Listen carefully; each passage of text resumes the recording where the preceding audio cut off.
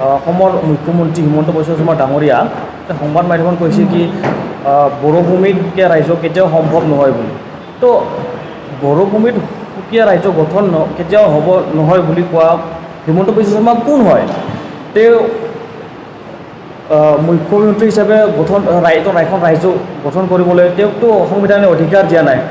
তো আমাৰ বড়োলেণ্ডটো এটা কনষ্টিটিউশ্যনেল ডিমাণ্ড হয়।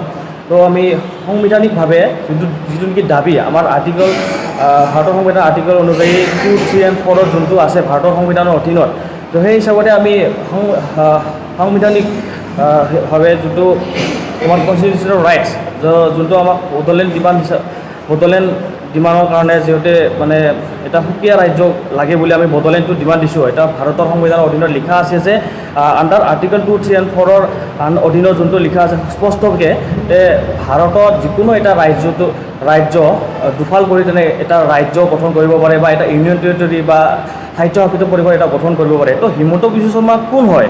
তেওঁ কোন হয় যে অসমত বা বড়োভূমিত সুকীয়া ৰাজ্য গঠন কেতিয়াও সম্ভৱ নহয় বুলি ক'বলৈ? তো আমি স্পষ্ট ভাষাৰে কৈ দিছোঁ যে এইটো আপুনি এটা মানে অসাংবিধানিক এষাৰ কথা ক'লে কি বড়োভূমিত সুকীয়া ৰাজ্য গঠন কেতিয়াও সম্ভৱ নহয় বুলি।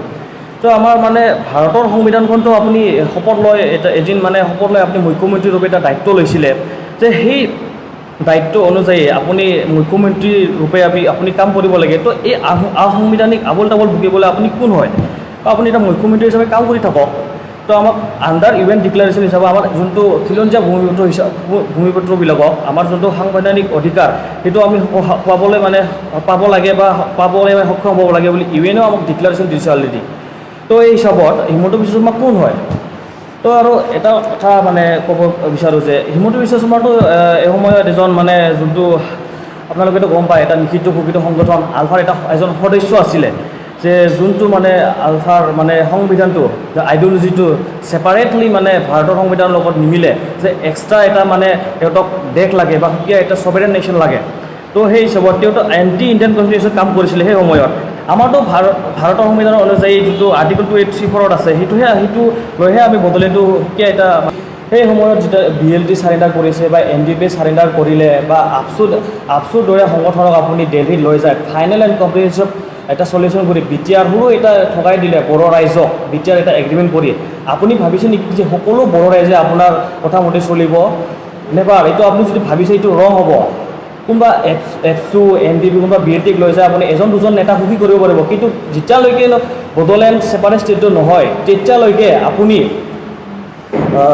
নাভাবিব যে বড়ো ৰাইজে সুখী হৈছে। কাৰোবাক কোনোবা এজন নেতাক স্পীকাৰ বনাইছে, কোনোবা MP বনাইছে, কাৰোবাক চিফ বনাইছে, কোনোবা মিনিষ্টাৰ বনাইছে, MLA MCLA বনাইছে, এইবিলাক আপুনি বনালে যে বড়ো ৰাইজে সুখী হ'ব বা ছেপাৰেট ষ্টেটটো তেওঁলোকে ডিমাণ্ড নকৰে সেইটো আপুনি নাভাবিব।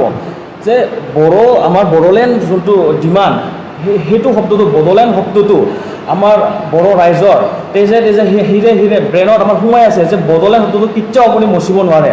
যেতিয়ালৈকে বড়োলেণ্ড নহয় তেতিয়ালৈকে বড়ো ৰাইজে we want Bodoland, no rest, divide Assam 50-50 কৈ থাকিব।